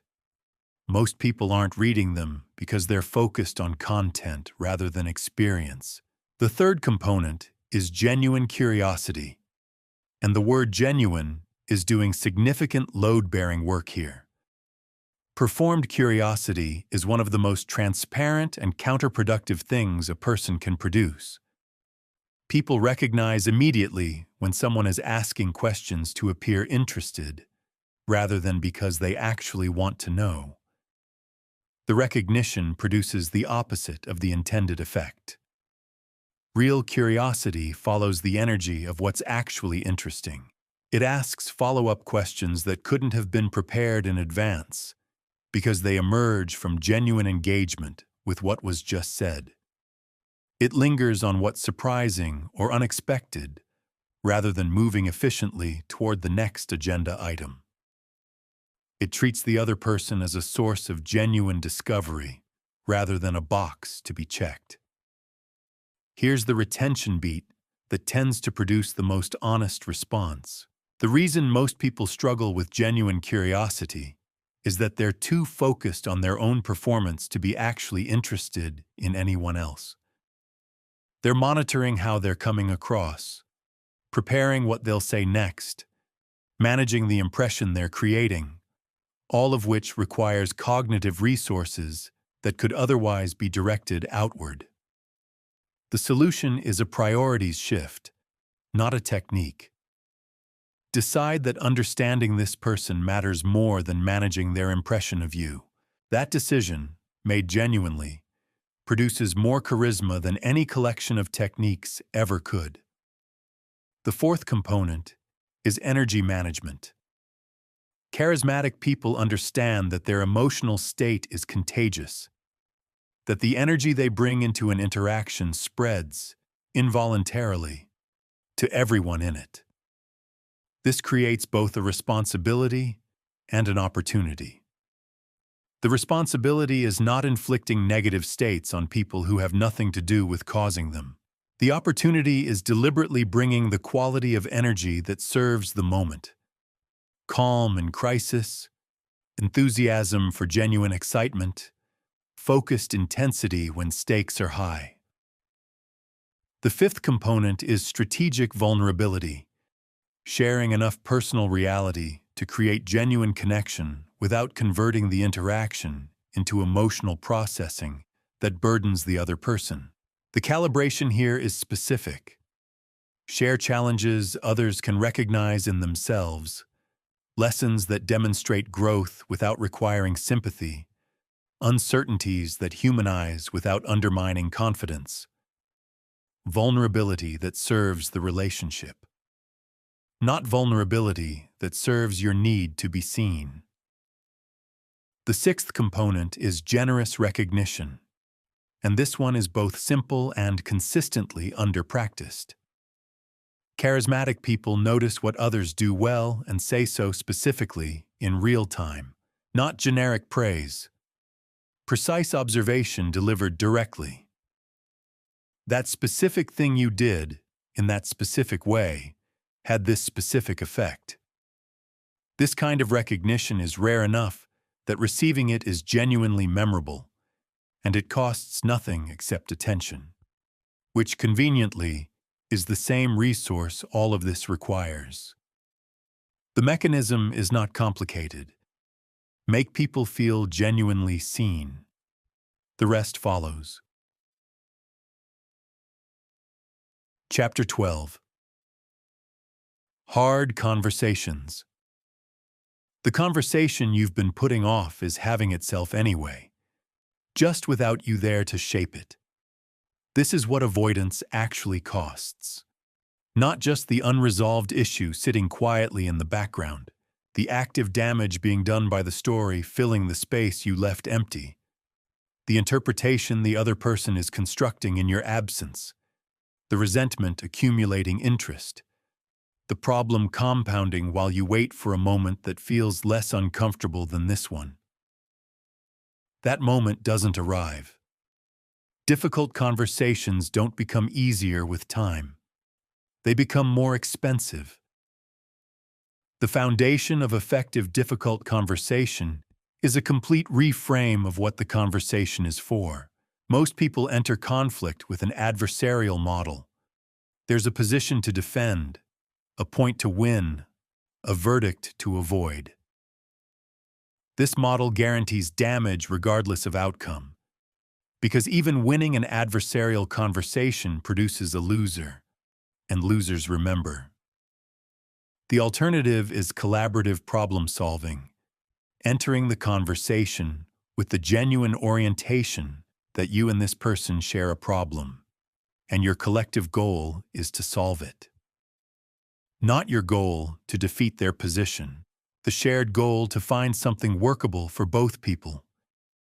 This framing changes everything about how the conversation unfolds. The first principle is preparation, not of arguments, but of objectives and emotional state. Before any difficult conversation, answer 2 questions clearly. What outcome do I actually want from this?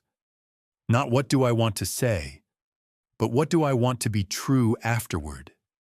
And what is my current emotional state? And is it regulated enough to serve that objective?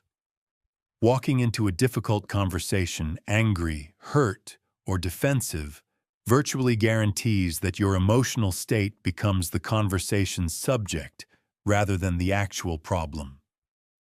The second principle is a respectful, intentional opening. How you begin determines the trajectory of everything that follows. Openings that lead with accusation, frustration, or the comprehensive case for why you're right trigger immediate defensiveness that the rest of the conversation has to spend itself recovering from. Openings that acknowledge the difficulty, express genuine positive intent, and invite collaboration. These create the psychological safety that makes honest exchange possible. The third principle is the fact-interpretation separation. Most difficult conversations derail because people present their interpretations as facts. You don't care about this project is an interpretation.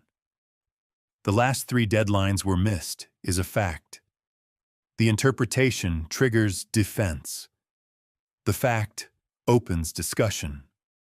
This distinction sounds simple and is remarkably difficult to maintain when emotional investment is high. The fourth principle is listening for understanding rather than rebuttal. This requires genuine discipline in difficult moments. The deliberate choice to fully comprehend the other person's perspective before formulating your response. Not to agree with it. To understand it completely enough that you could accurately represent it to a third party. That level of understanding changes the quality of every response that follows. Here's the retention beat. The most common reason difficult conversations fail isn't the difficulty of the topic. It's that one or both people entered with the goal of being understood rather than the goal of understanding. Flip that priority, lead with genuine comprehension of their position, and the conversation's entire dynamic shifts. People who feel genuinely heard become dramatically more open to hearing. The fifth principle is solution-focused redirection, moving the conversation from problem analysis and blame allocation toward what could change and what either party can actually do. Acknowledgement first, fully and honestly. Then redirection. Given all of that, what would improvement look like? What specifically could we each do differently? This sequence matters. Redirect before acknowledgement, and it feels dismissive. Acknowledge without redirecting, and the conversation circles indefinitely. The sixth principle is agreement documentation. Verbal agreements from difficult conversations get misremembered at rates that explain the majority of recurring conflicts. Closing a hard conversation with explicit confirmation. What did we each agree to? By when? And how will we know it happened? Is not bureaucratic. It's the difference between a conversation that resolved something and a conversation that felt like it resolved something. Hard conversations, handled this way, don't damage relationships. They build them. The evidence of having navigated genuine difficulty together and come out with something workable is more bonding than most positive interactions produce. Stop waiting for the comfortable moment. It's not coming. Start the conversation now, while the problem is still small enough that a conversation can solve it. Chapter 13, Digital Presence and the Attention War. Online, nobody can see your posture, which means you've lost half your toolkit and most people haven't noticed. The physical channels that carry so much influence in person, presence, vocal quality, eye contact, energy, are either absent or severely degraded in digital communication. You've been handed a stripped-down instrument and told to produce the same music. Most people respond by simply doing what they did before, slightly louder, and wondering why it lands differently. Digital communication isn't face-to-face communication minus the face. It's a different medium with different mechanics, different psychological dynamics, and different requirements for influence. Treating it as a lesser version of real communication is why most people's digital presence is a fraction of their actual capability. The first principle is platform literacy. Every digital environment has specific norms, user psychology, and communication patterns that determine what lands and what disappears. Email operates differently than messaging. Messaging operates differently than social media. Video calls have their own specific dynamics that differ from both. What works in one doesn't transfer automatically to another. Platform literacy means understanding the specific contract each medium makes with its users, what they expect, what they're scanning for, what creates immediate credibility versus immediate dismissal. Email credibility lives in subject line clarity, logical structure, and precise action requests. Social media credibility lives in perspective, consistency, and the quality of engagement you create around your ideas. Video presence lives in framing, eye contact with the camera rather than the screen, and the particular discipline of being genuinely present in a medium that makes distraction invisible to everyone but you. The second principle is attention capture. Because digital environments are attention markets, and your communication is competing against everything else on every screen. You have approximately the length of a subject line, a first sentence, or a thumbnail to answer the question, is this worth my time? Most communication fails here not because the content is weak, but because the opening doesn't earn engagement. Attention capture requires leading with the thing that matters, the insight, the question, the specific relevance to this person's situation, rather than building toward it. The structure that works in spoken conversation, where context precedes point, inverts in digital communication.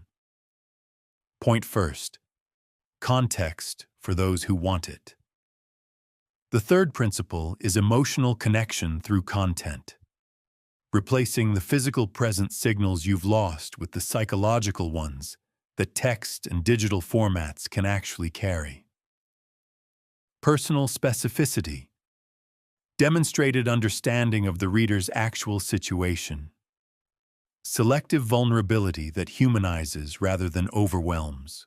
Perspective that reveals a mind worth engaging with rather than information that could have come from anywhere. Here's the retention beat with the sharpest edge. The people winning in digital communication aren't the ones who have mastered the platforms. They're the ones who have remained genuinely human in an environment that makes it easy to become a content delivery system.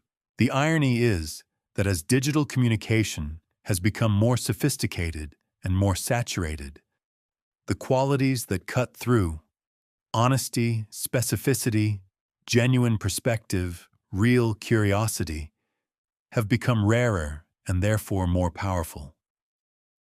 The fourth principle is credibility architecture, building the layered, consistent evidence of expertise and reliability that allows people who have never met you to extend enough trust to engage. This is built through content quality over time, through consistent delivery on implicit promises, through the visible integrity between what you say and what you do across multiple touchpoints. Digital credibility compounds slowly and erodes quickly. One inconsistency, one piece of content that reveals something doesn't match, one promise not followed through. These register disproportionately against the baseline, which means the standard isn't occasional excellence. It's consistent reliability at a level that makes trust the path of least resistance. The fifth principle is engagement over broadcast. Digital influence isn't built by talking at people. It's built by creating genuine exchange. Questions worth answering, ideas worth responding to, conversations worth joining. The communicator who consistently creates this kind of engagement builds something qualitatively different from the communicator who simply produces content. They build a community, and community is influence that exists even when you're not actively communicating. Your digital presence is not a side channel to your real communication. For many of the people who matter most to your professional world, it is your communication. Treat it accordingly. Chapter 14. The Student Who Never Graduates. Every master communicator you've ever admired was, at the exact moment you admired them, studying someone better. This is not false modesty or motivational framing. It's the actual description of how mastery works. The people who become genuinely extraordinary at communication don't reach a level of competence and then maintain it. They remain permanently, genuinely curious about human behavior, because human behavior is the subject matter, and it never stops generating new material. The mastery mindset is not an attitude you adopt. It's an identity you inhabit. The difference between someone who has learned communication skills and someone who has developed communication mastery is that the first person applies techniques and the second person studies interactions, including their own, including their failures, including the moments when something they were certain would work didn't, and the moments when something unexpected produced an extraordinary result. Every interaction becomes data, not anxiously, not in the way that makes you self-conscious and wooden, but with the background curiosity of someone who finds the whole enterprise genuinely fascinating. The first element is pattern recognition, and this develops through deliberate observation across enough varied contexts to reveal the underlying consistencies. How do different personality types respond to directness versus diplomatic framing? What happens to group dynamics when the informal leader disagrees with the formal one? How does stress change the way people receive the same information they'd absorb easily in a calm moment? These patterns are visible in every interaction you have. Most people aren't watching for them. The person developing mastery is always watching, not clinically, not detachedly, but with the engaged attention of someone who finds human behavior genuinely interesting. The second element is active feedback seeking. This requires a specific kind of ego management. The willingness to find out that you're landing differently than you think. Most people's feedback loop is essentially, did that seem to go okay? That's not a feedback loop. That's a comfort check. Real feedback asks specific questions of people who will answer honestly. What was unclear in my explanation? Where did I lose you? What would have made that more useful? The discomfort of accurate feedback is always finite. The cost of operating on inaccurate self-assessment compounds indefinitely.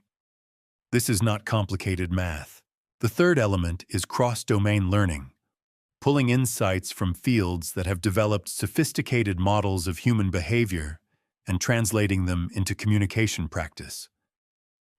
Therapy offers models of deep listening and rapport that most professional communication ignores entirely. Negotiation research reveals influence dynamics that apply far beyond contract discussions. Theater provides frameworks for presence and authenticity that transform how people show up in high-stakes moments. The skill isn't consuming information from these fields. It's abstracting the underlying principle and translating it into a form that serves your specific communication contexts. That translation process is itself a deepening of understanding. Here's the retention beat, the one that tends to produce a particular quality of quiet. The people who plateau at competent communication and the people who develop genuine mastery are often separated not by talent or opportunity, but by a single variable: whether they stayed curious. Competent communicators apply what they know. Masters keep discovering what they don't. The fourth element is deliberate practice in the specific form that produces real improvement. Not repetition of what you already do well. Targeted, uncomfortable practice of the specific capabilities that mark your current ceiling. The presentation structure that still isn't landing. The difficult conversation pattern you still avoid. The silence you still can't hold without filling. These are your edges. Growth lives at edges, not at centers.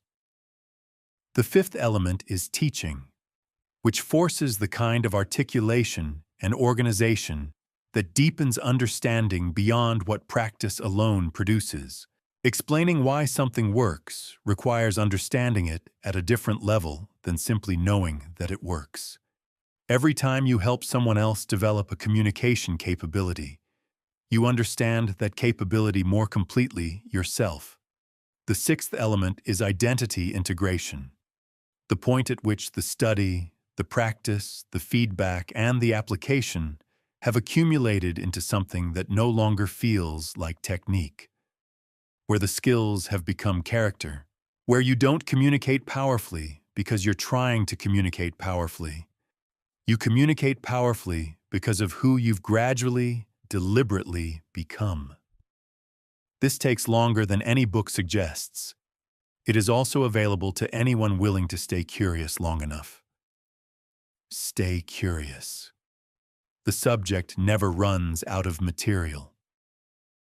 Conclusion. You already know enough to change how people experience you. The uncomfortable part is that you've always known enough. Not this specifically. Not the mechanisms and the frameworks and the precise language for what's been operating beneath your interactions all along. But enough. Enough to know that the way you've been communicating isn't the only way. Enough to recognize in honest moments that some of what hasn't been working has been a choice. Not a conscious one, but a choice nonetheless. The choice to stay inside familiar patterns, because familiar patterns, even when they fail, at least fail predictably. Predictable failure is comfortable in a way that unfamiliar effort isn't. The brain prefers known costs to unknown ones. This is not a character flaw. It is, however, the specific mechanism that keeps most people exactly where they are indefinitely. Here's what's true about everything in this book. None of it works as knowledge. It only works as practice. The chapters on silence don't make you more effective in conversations. Practicing silence in actual conversations makes you more effective. The frameworks for difficult conversations don't transform your relationships. Having the difficult conversations you've been avoiding transforms your relationships. The confidence construction principles don't build confidence. Doing the uncomfortable thing repeatedly with attention and adjustment builds confidence. Information is not transformation. It's the map. You still have to travel. The gap between people who consume communication material and people who genuinely develop communication mastery is not intelligence or talent or even initial skill level. It's the willingness to be genuinely bad at something new for long enough to become good at it. To have the conversation that goes wrong and examine what happened rather than deciding the framework doesn't work. To notice your own patterns with enough honesty that you can actually change them rather than just describing them fluently at dinner parties. Most people will finish this book and feel illuminated. That feeling is real, and it's also worth almost nothing on its own. Illumination without application is just a more sophisticated story about why things are the way they are. The people who will actually be different, who will walk into rooms differently, navigate conflict differently, build influence differently, become the kind of communicators that other people study and try to reverse engineer. Those people will do one specific thing that the others won't. They'll start. Not after they've reviewed everything. Not after they feel ready. Not in the ideal low-stakes situation they're waiting to manufacture. They'll start in the next conversation they have, with whatever's available, imperfectly, and with full awareness that imperfect application is the only kind that exists.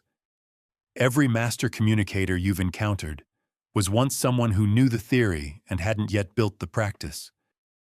The distance between those two states is just repetitions. Uncomfortable, honest, feedback-seeking repetitions over time. You have everything you need to begin. The only question that has ever mattered is whether you will. Your next conversation starts now. Conclusion. You already know enough to change how people experience you.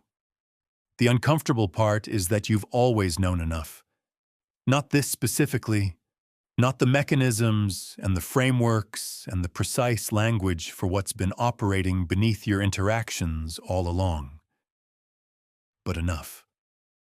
Enough to know that the way you've been communicating isn't the only way.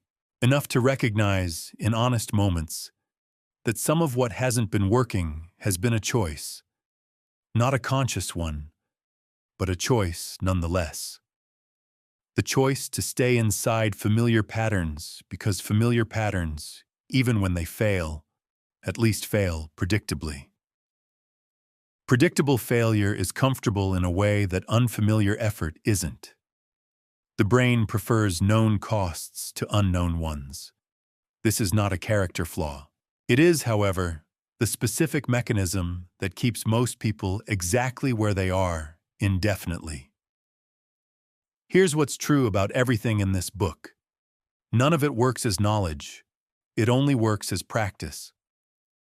The chapters on silence don't make you more effective in conversations. Practicing silence in actual conversations makes you more effective. The frameworks for difficult conversations don't transform your relationships. Having the difficult conversations you've been avoiding transforms your relationships. The confidence construction principles don't build confidence. Doing the uncomfortable thing repeatedly, with attention and adjustment, builds confidence.